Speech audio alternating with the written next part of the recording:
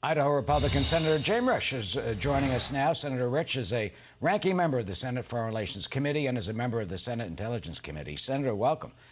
Thank you. Glad to be here. Of course. You're on foreign relations and intelligence. You got a double duty there, so you know the inside track. And you have said that talking with Iran is a, quote, waste of time. Why do you say that?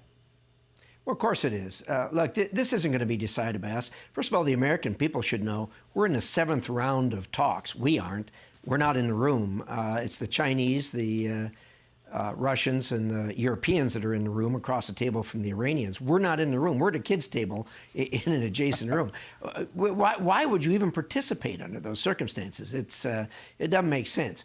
But secondly, you need to get right to the bottom line. We're not going to decide this. This is going to be decided in the first instance by the Iranians. They're going to decide how far they want to proceed. But secondly, and most importantly, the ones who are really going to decide this are the Israelis. I've sat across the table from them for years. They look you in the eye and they say, Iran will never have a nuclear weapon. They are going to see that they don't. So regardless of what agreements are made or anything else, they've always said they reserve the right to defend themselves. They reserve the right to take the action that's necessary. They know what's going on in there. They've got an intelligence service, the Mossad, that is as good as any in the region. They know what's going on.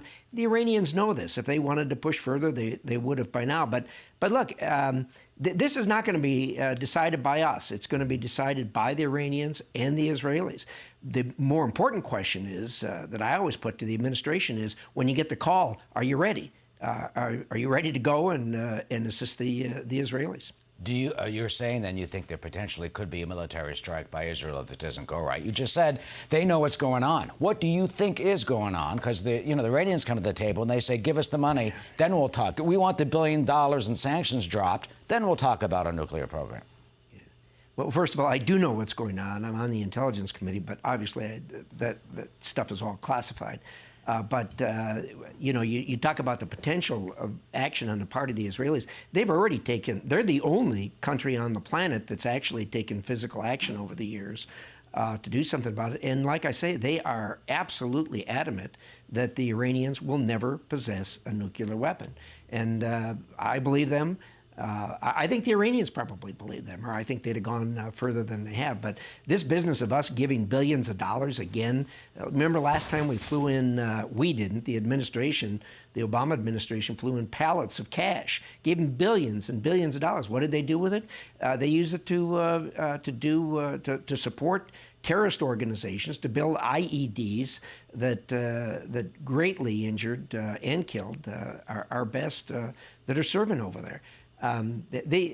Look, we're talking about a regime that is not to be trusted. Look, any two countries can resolve any problems they got if two things are present. Number one, if both parties have the same objective, and number two, if both parties act in good faith to reach that objective. Here with the Iranians, we have neither one of those. The Iranian people wish they could get out from underneath this yoke that they're under with this regime. There's 85 million people there. You just showed an interview with one of them. They long and crave the freedoms that we have in America. If they had a First Amendment and a Second Amendment rights like we do, they wouldn't be in the position they're in today in Iran. How can the Iranian opposition, how can the viewers watching right now, how can the Biden administration lead to just that, potentially toppling the regime and preventing Iran from obtaining a nuclear bomb? Well, I don't think that we're going to do things to topple the regime. That isn't really what we do. But we do try to change conduct. And the way we can do it is by tightening the sanctions even further.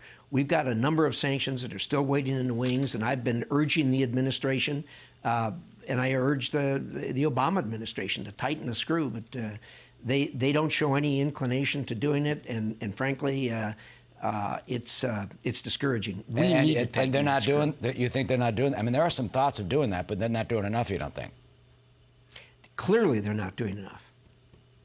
And finally, 20 seconds left. How do you think this is going to end? Well, like I said, I don't know. We all pray and hope that it ends well. But the Iranians, they're fate is in their own hands, and the Israelis will act if the Iranians push the envelope too far. Senator Jim Risch, who's in Idaho, with a warning about the Iranian nuclear threat and potential. Senator, thank you.